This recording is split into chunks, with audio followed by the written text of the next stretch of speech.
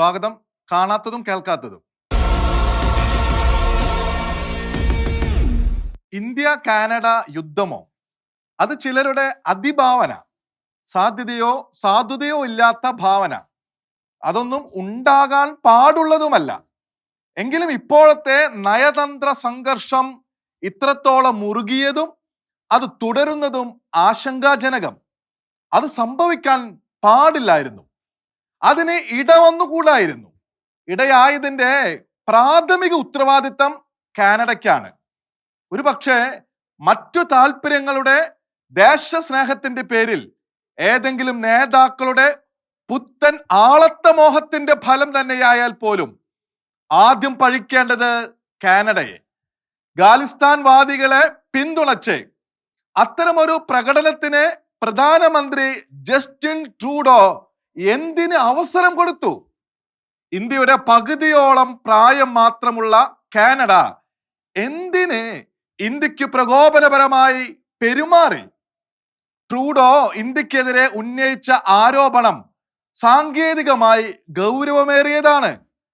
തങ്ങളുടെ പൗരനെ തങ്ങളുടെ മണ്ണിൽ വധിച്ചതിന് പിന്നിൽ ഇന്ത്യൻ ഏജന്റുമാർ ഉണ്ട് എന്ന് തെളിയിക്കപ്പെട്ടാൽ ഇന്ത്യയുടെ ഗുരുതരമായ കുറ്റം. രാജ്യത്തിന്റെ പരമാധികാരത്തിനെതിരായ അതിക്രമം മറിച്ച് തെളിവില്ലാതെ വ്യാജ ആരോപണം ഇന്ത്യക്കെതിരെ ഉയർത്തിയെന്ന് വന്നാലോ? ഇന്ത്യക്കെതിരായ കുറ്റകരമായ അധിക്ഷേപം തന്നെയായിരിക്കും അത്. ഇതിലേതാണ് വസ്തുതയെന്നും വരാനിരിക്കുന്ന നാളുകളാണ് പറയേണ്ടത്. പക്ഷേ നയതന്ത്ര സംഘർഷങ്ങൾക്കും നാടകങ്ങൾക്കും നടുവിൽ വസ്തുത പുറത്തു വരുമോ എന്നറിയില്ല. എന്തിനായാലും അങ്ങനെയൊരു അന്ത്യമുണ്ടാകുന്നത് വരെ നീണ്ടുപോകാവുന്നതാണോ ഇരു രാജ്യങ്ങളും തമ്മിലുള്ള സംഘർഷം? കാനഡയിലെ ജനങ്ങളുടെ താല്പര്യം വിടുക. എത്രയോ ഇന്ത്യക്കാരുടെ ജീവിത സ്വപ്നങ്ങളെ ദോഷകരമായി ബാധിക്കുന്നതാണിത്. കേരളത്തിലെ ഓരോ ജില്ലയിലും നിന്നുള്ള എത്രയോ പേരാണ് അവിടെ ഇപ്പോൾ വിഷമിച്ചു കഴിയുന്നത്. അവിടേക്ക് പോകാൻ സ്വപ്നം കണ്ട എത്രയോ ചെറുപ്പക്കാരാണ് ആകുലരായിരിക്കുന്നത്. എത്രയോ കുടുംബങ്ങളാണ് വേവലാതിയിൽ പെട്ടിരിക്കുന്നത്. അതിനെല്ലാം ഇടവരുത്തിയത് ട്രൂഡോയുടെ പെട്ടെന്നുള്ള ചില നീക്കങ്ങൾ. ഖാലിസ്ഥാൻ തീവ്രവാദികളോടുള്ള അനുഭാവത്തിന്റെ ഫലം ഒരുപക്ഷെ 140 കോടിയോളം ജനങ്ങൾക്ക് മഹാവിപണിയായും സാമ്പത്തിക ഉൽപാദകരായും തൊഴിൽ ശക്തിയായും മാനവശേഷിയായും ഒക്കെയുള്ള തന്ത്രപ്രധാനമായ പ്രാധാന്യം ട്രൂഡോ ഓർക്കാതെ പോയിരിക്കാം. സ്വന്തം ഭരണഘടനയുള്ള പൂർണ്ണ സ്വതന്ത്ര രാജ്യമെന്ന നിലയിൽ കാനഡയേക്കാൾ എത്രയോ മുതിർന്ന രാഷ്ട്രമാണ് ഇന്ത്യ എന്നതും. ഖാലിസ്ഥാൻ വിഘടനവാദികളെ സംബന്ധിച്ച് ഇന്ത്യയുടെ ജാഗ്രത ട്രൂഡോ നിസ്സാരമായി കാണാൻ പാടില്ലായിരുന്നു.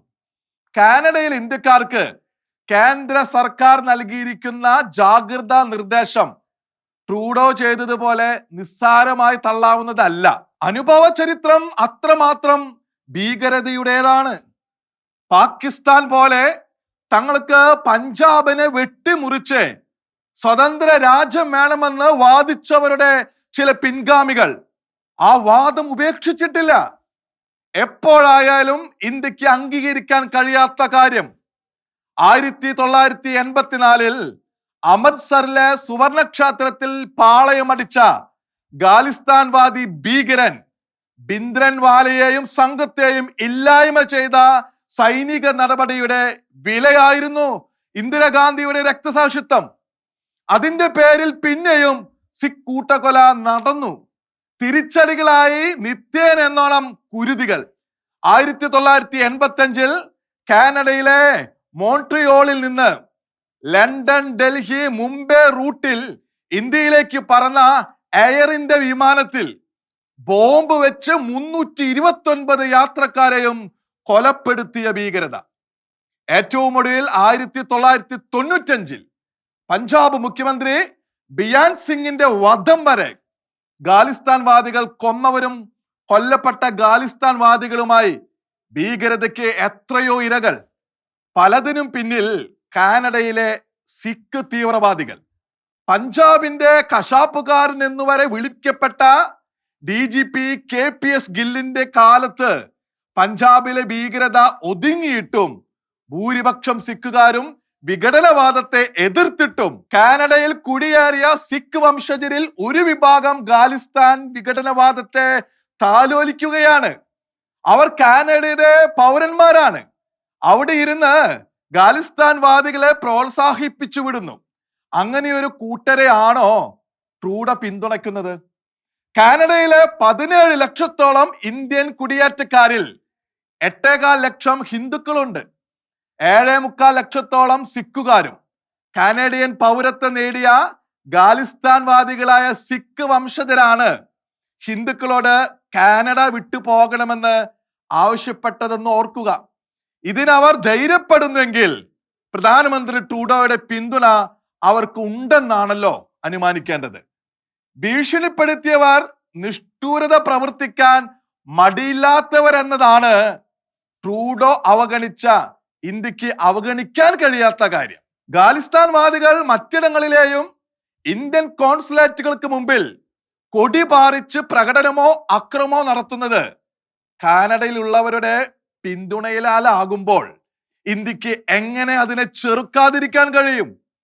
ഇക്കാര്യത്തിലാണ് ട്രൂഡോ ഉത്തരം പറയേണ്ടത്.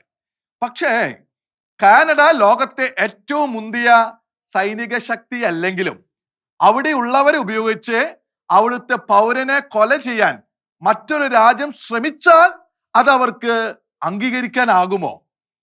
എയർ ഇന്ത്യ വിമാന സ്ഫോടന കേസിൽ 2005 വിട്ടയക്കപ്പെട്ട റിപുദമൻ സിംഗ് മാലിക്കും ഹർദീപ് സിംഗ് നിജാറും സുഖ്ദുൽ സിംഗും ഒക്കെ കാനഡയിൽ അജ്ഞാതരാൽ കൊലപ്പെട്ടതിന് പിന്നിലെ ഇന്ത്യൻ പങ്ക് തെളിവില്ലാത്ത കാര്യമെന്ന് വാദിക്കാം. ഒപ്പം തന്നെ ഇതൊക്കെ തങ്ങളുടെ വീരപുത്രന്മാർ ചെയ്തതെന്ന് ഒരു കൂട്ടർ പെരുമ്പറയടച്ച് വമ്പ് പറയുന്നു. കുറ്റകരമാകുമെന്ന സൂചനയ്ക്ക് മുമ്പിൽ തന്ത്രപൂർവം നിഷേധിക്കുകയും തെളിവില്ലായ്മ അവകാശപ്പെടുകയും ചെയ്യുന്നു. ഇത്തരം ഇരട്ടത്താപ്പുകൾ ഏതിടങ്ങളിൽ ഏതൊക്കെ തലവരെ ഉണ്ടെന്ന് നമുക്കറിവില്ല. ഒരു കാര്യം പറയാതെ വയ്യ, ഇന്ത്യയും കാനഡയും പരസ്പരം യുദ്ധം ചെയ്യാനുള്ളവരല്ല. ലോകത്തെ 2 വൻ ജനാധിപത്യ രാജ്യങ്ങൾ, ഇന്ത്യ ജനസംഖ്യയിൽ 2ാമത്, കാനഡ വലുപ്പത്തിൽ 2ാമത് സമ്പന്ന രാജ്യവും, കൊടുത്തും വാങ്ങിയും പരസ്പരം പുഷ്ടിപ്പെടുത്തേണ്ടവർ. ഇന്ത്യൻ ജനഗണം ലോകത്ത് 1ാമതാകാൻ ഇനി അധിക കാലമൊന്നും വേണ്ട. പക്ഷേ ഏതൊരു രാജ്യത്തിന്റെയും കുതികാലിലെ ക്ഷതമാണ് വിഘടനവാദം. ഖാലിസ്ഥാൻ വിഘടനവാദവും ഭീകരതയും ഇന്ത്യയെ എത്രമാത്രം ക്ലേശിപ്പിച്ചിട്ടുണ്ടെന്ന ചരിത്രം എയർ ഇന്ത്യ വിമാനം തകർന്ന കാലത്ത് ബാലനായിരുന്ന ട്രൂഡോയ്ക്ക് വ്യക്തിപരമായി നിശ്ചയമുണ്ടാകണമെന്നില്ല. എന്നാൽ രാജ്യം ചൂണ്ടിക്കാട്ടുമ്പോൾ ട്രൂഡോ അതറിയണം.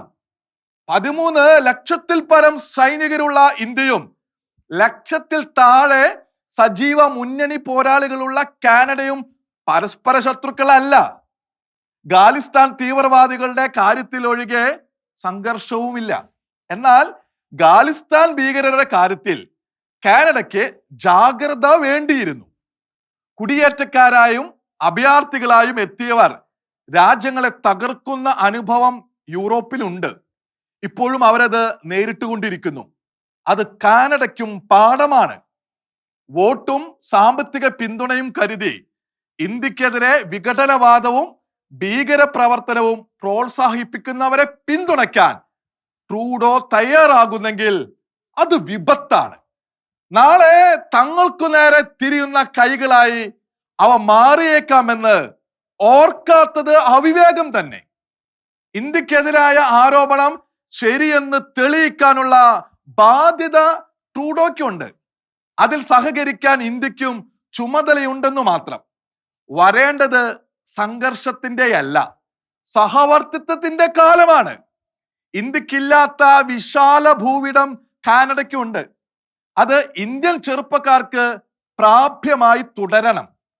സ്വന്തം നിലപാട് സ്ഥാപിക്കാൻ അല്ലാതെ പ്രമാണിത്വത്തിനുള്ള അവസരമായി ഈ സംഘർഷത്തെ മാറ്റാൻ ഇന്ത്യൻ നേതാക്കൾക്കും തോന്നിക്കൂടല്ലോ.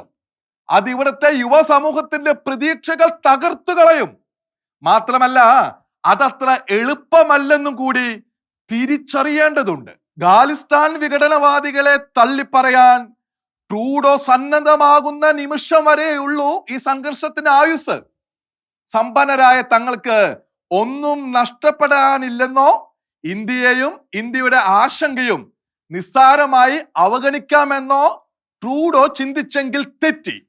അതേസമയം ലോകമെങ്ങും ഇക്കാലം അത്രയും ഭീകര സംഘങ്ങളുടെ മുന്നിൽ പോലും ഇന്ത്യൻ പൗരന്മാർക്ക് ആദരം ലഭിച്ചിരുന്നത് ശാക്തിക ചേരിയാകാൻ വെമ്പാത്ത ഇന്ത്യയുടെ ആന്തരിക മഹത്വം.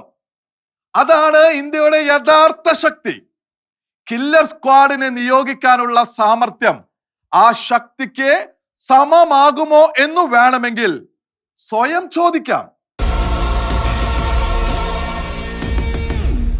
കാണാത്തതും കേൾക്കാത്തതും അടുത്ത ആഴ്ച ഇതേ സമയം.